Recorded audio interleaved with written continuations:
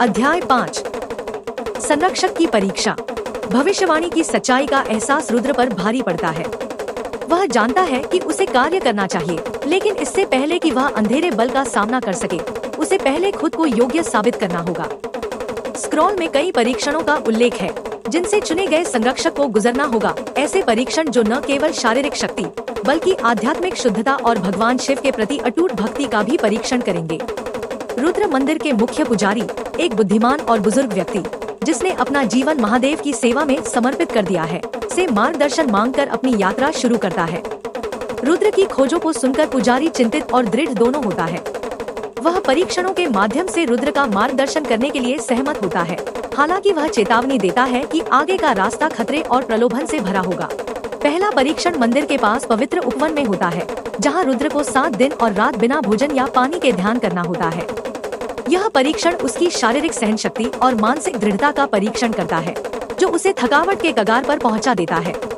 जैसे जैसे रुद्र अपना ध्यान बनाए रखने के लिए संघर्ष करता है, उसे अपने अतीत के दर्शन परेशान करते हैं, एक ऐसे जीवन की यादें जो परिचित और दूर दोनों लगती हैं। दूसरा परीक्षण रुद्र की भक्ति को चुनौती देता है। उसे पहाड़ों में गहरे एक सुदूर मंदिर में ले जाया जाता है, जहां उसे भगवान शिव की उपस्थिति का आह्वान करने के लिए कई जटिल अनुष्ठान करने होते हैं। अनुष्ठान जटिल है और इसके लिए पूर्ण सटीकता की आवश्यकता होती है, जो रुद्र के प्राचीन शास्त्रों के ज्ञान और दैवीय ऊर्जा को प्रवाहित करने की उसकी क्षमता का परीक्षण करता है। तीसरा और अंतिम परीक्षण सबसे कठिन है। रुद्र को एक दृष्टि खोज में अपने स्वयं के भय और संदेह का सामना करना होगा। इस दृष्टि में उसका सामना स्वयं अंधकारमय शक्ति से होता है, जो अपार शक्ति और द्वेष से युक्त है। शक्ति रुद्र को भ्रष्ट करने की कोशिश करती है, उसे शक्ति और ज्ञान के वादों से लुभाती है, लेकिन रुद्र शिव में अपने अटूट विश्वास से शक्ति प्राप्त करते हुए प्रलोभनों का विरोध करता है और अपने मन से अंधकारमय इकाई को निकाल देता है। परीक्षणों को पार करने के बाद रुद्र पहले से कहीं अधिक मजबूत और दृढ़ निश्चयी बनकर उभरता है, लेकिन उसे एक चौंकाने वाला एहसास भी होता है। मंदिर और भविष्यवाणी से उसका जुड़ाव उसकी कल्पना से कहीं ज्यादा गहरा है। वह सिर्फ एक भटकने वाला तपस्वी नहीं है, बल्कि एक प्राचीन ऋषि का पुनर्जन्म है, जो कभी घृष्णेश्वर ज्योतिर्लिंग का संरक्षक था। यह रहस्योद्घाटन रुद्र को उद्देश्य की नई भावना से भर देता है, क्योंकि वह अंतिम चुनौती का सामना करने के लिए तैयार हो जाता है। अध्याय 6 अंधकार का उदय। जैसे ही रुद्र अपने परीक्षण पूरे करता है, भविष्यवाणी में वर्णित अंधकार में शक्ति भौतिक दुनिया में प्रकट होने लगती है। एक काला जादूगर जो कभी शिव का भक्त था और निश्चित प्रथाओं में बदल गया था, अब घृष्णेश्वर मंदिर की ओर आकर्षित हो गया है। शक्ति की अपनी इच्छा से प्रेरित यह जादूगर देवत्व प्राप्त करने के लिए ज्योतिर्लिंग की ऊर्जा का उपयोग करना चाहता है। जादूगर अपने काले जादू का उपयोग करके गांव को आतंकित करने के लिए राक्षसी प्राणियों को बुलाना शुरू कर देता है। छाया और आग से पैदा हुए ये जीव पारंपरिक हथियारों से प्रतिरक्षित है और अजय लगते हैं। ग्रामीण जो रुद्र के आगमन के बाद आशा को पुनः प्राप्त करना शुरू कर चुके थे, अब खुद को निराशा में डूबा हुआ पाते हैं। अब रुद्र को जादूगर के इरादों का पता चल गया है और उसे जल्दी से जल्दी कार्रवाई करनी चाहिए। वह गांव वालों को मंदिर में इकट्ठा करता है और उन्हें मंत्रों और सुरक्षा तावीजों से पवित्र भूमि को मजबूत करने का निर्देश देता है। हालांकि गांव वाले डरे हुए हैं, लेकिन रुद्र के मार्गदर्शन का पालन करते हैं और भविष्यवाणी में बताए गए संरक्षक के रूप में उस पर भरोसा करते हैं। साथ में वे मंदिर के चारों ओर भक्ति की एक दीवार बनाते हैं और भगवान शिव की सुरक्षा के लिए प्राचीन भजन गाते हैं। जैसे ही रात होती है, गांव जादूगर के अंधेरे जीवों से घिर जाता है। ये राक्षसी प्राणी अपनी चमकती लाल आँखों और राक्षसी रूपों के साथ वेरूल पर क्रूरता से उतरते हैं, सड़कों पर चीर-फाड़ करते हैं और अपने रास्ते में आने वाली किसी भी चीज पर हमला करते हैं। ग्रामीण मंदिर के मैदान में इकट्ठा होते हैं, अपनी प्रार्थना की मालाएं पकड़ते हैं और हताश उत्साह के साथ मंत्र पढ़ते हैं। रुद्र सबसे आगे खड़ा है और इच्छा शक्ति की लड़ाई में जादूगर का सामना करता है। जादूगर आधी रात के काले रंग के लंबे बहते हुए वस्त्र और काले रंग के रून से उकेरे हुए चेहरे वाला एक आदमी एक भयानक शक्ति का उत्सर्जन करता है। वह रुद्र द्वारा ग्रामीणों की रक्षा करने के प्रयासों का मजाक उड़ाता है, यह दावा करते हुए कि कोई भी मनुष्य उसके आदेश के अंधेरे का सामना नहीं कर सकता। लेकिन रुद्र अविचलित है। वह अपने प्रशिक्षण और भगवान शिव की दिव्य शक्ति का आह्वान करता है, प्राचीन मंत्रों का आह्वान करता है जो हवा को एक गूंजती हुई ऊर्जा से भर देते हैं। मंदिर के नीचे की जमीन कांप उठती है, क्योंकि ज्योतिर्लिंग एक भयंकर रोशनी से चमकने लगता है, जो अतिक्रमण करने वाले अंधेरे को पीछे धकेलती है। जादूगर को एहसास होता है कि रुद्र की ताकत उसके अटूट विश्वास से आती है, इसलिए वह उसकी हिम्मत तोड़ने की कोशिश करता है। वह विनाश के दृश्य दिखाता है, रुद्र को भविष्य दिखाता है जहां मंदिर खंडहर में है और गांव वाले उसके काले जादू के गुलाम हैं। लेकिन रुद्र को अपनी परीक्षाओं और अपनी असली पहचान के रहस्योद्घाटन को याद करते हुए जादूगर के भ्रम का विरोध करता है। पूरे गांव में गूंजने वाली गर्जना के साथ रुद्र अपनी भक्ति की पूरी शक्ति को एक शक्तिशाली मंत्र में प्रवाहित करता है। ज्योतिर्लिंग प्रतिक्रिया करता है।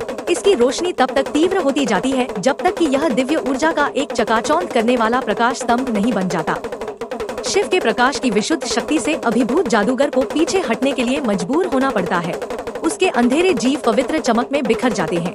पूरे गांव में गूंजने वाली गर्जना के साथ रुद्र अपनी भक्ति की पूरी शक्ति को एक शक्तिशाली मंत्र में प्रवाहित करता है। ज्योतिर्लिंग प्रतिक्रिया करता है। इसकी रोशनी तब तक तीव्र होती जाती है जब तक कि यह दिव्य ऊर्जा का एक चकाचौंध करने वाला प्रकाश स्तंभ नहीं बन जाता। शिव के प्रकाश की विशुद्ध शक्ति से अभिभूत जादूगर को पीछे हटने के लिए मजबूर होना पड़ता है। उसके अंधेरे जीव पवित्र चमक में बिखर जाते हैं। अध्याय 7 दैवीय हस्तक्षेप। कालीधर की हार के साथ वेरुल की भूमि ठीक होने लगती है। पवित्र नदी एक बार फिर से बहने लगती है। इसका पानी साफ और शुद्ध हो जाता है। फसलें जो कभी मुरझा गई थी फिर से उगने लगती हैं और गांव समृद्धि की गर्म चमक में नहा जाता है। ग्रामीण शांति की वापसी से बहुत खुश हैं। रुद्र को अपनी गहरी कृतज्ञता व्यक्त करने के लिए मंदिर में इकट्ठा होते हैं। लेकिन रुद्र हमेशा विनम्र, उनकी प्रशंसा को टालते हुए जीत का श्रेय भगवान शिव और लोगों की अटूट आस्था को देते हैं। वह उन्हें याद दिलाता है कि यह उनकी सामूहिक भक्ति थी जिसने मंदिर को मजबूत किया और दैवीय हस्तक्षेप को होने दिया। जब ग्रामीण जश्न मनाते हैं तो रुद्र को भगवान शिव और पार्वती के दर्शन होते हैं। इस दर्शन में शिव रुद्र की अटूट आस्था और साहस की सराहना करते हैं, जबकि पार्वती उसे शाश्वत शांति और पूर्णता का आशीर्वाद देती है। वे बताते हैं कि रुद्र की यात्रा अभी खत्म नहीं हुई है। उन्हें गृष्णेश्वर ज्योतिर्लिंग के संरक्षक के रूप में सेवा जारी रखने के लिए नियत किया गया है, ताकि यह सुनिश्चित किया जा सके कि इसकी दिव्य ऊर्जा हमेशा के लिए सुरक्षित रहे। रुद्र उद्देश्य की गहरी भावना से भरा हुआ विनम्रता के साथ अपनी भूमिका स्वीकार करता है। वह समझता है कि संरक्षक का मार्ग महिमा का नहीं बल्कि त्याग और शाश्वत सतर्कता का है। लेकिन वह यह भी जानता है कि वह कभी भी वास्तव में अकेला नहीं है। महादेव उसके साथ हैं, उसके हर कदम का मार्गदर्शन कर रहे हैं। अध्याय 8 शाश्वत संरक्षक। साल बीतते हैं और रुद्र के वीरतापूर्ण कार्यों की कहानी किंवदंती बन जाती है, जो ग्रामीणों की पीढ़ियों से चली आ रही है। गृष्णेश्वर का मंदिर, जो अब पहले से कहीं अधिक पूजनीय है, दूर दूर से भक्तों को आकर्षित करता रहता है, जो ज्योतिर्लिंग का आशीर्वाद चाहते हैं। रुद्र, जो अब एक बुजुर्ग हैं, मंदिर में रहते हैं, चुपचाप अपने शाश्वत संरक्षक के रूप में अपने कर्तव्यों का पालन करते हैं। उनका एक बार का प्रभावशाली रूप अब उम्र के साथ झुक गया है, लेकिन उनकी आंखों में अभी भी वही तीक्ष्ण ज्ञान और करुणा है। वे अपने दिन ध्यान में बिताते हैं, मंदिर को भविष्य के किसी भी खतरे से बचाने वाली पवित्र दीवार को बनाए रखते हैं। हालांकि ग्रामीण उन्हें एक जीवित संत के रूप में देखते हैं, लेकिन वे जानते हैं कि रुद्र केवल एक रक्षक से अधिक है। वे नश्वर दुनिया और दिव्य के बीच एक सेतु हैं। मंदिर में उनकी उपस्थिति विश्वास की शक्ति, भक्ति के महत्व और प्रकाश और अंधकार के बीच शाश्वत संघर्ष की याद दिलाती है। जब मंदिर पर सूरज डूबता है तो भूमि पर लंबी छाया डालते हुए रुद्र ज्योतिर्लिंग के सामने बैठते हैं, दिन की अपनी अंतिम प्रार्थना करते हैं।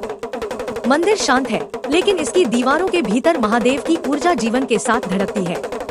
रुद्र जानता है कि इस दुनिया में उसका समय जल्द ही समाप्त हो जाएगा, लेकिन उसे इस बात से सुकून मिलता है कि उसकी विरासत कायम रहेगी।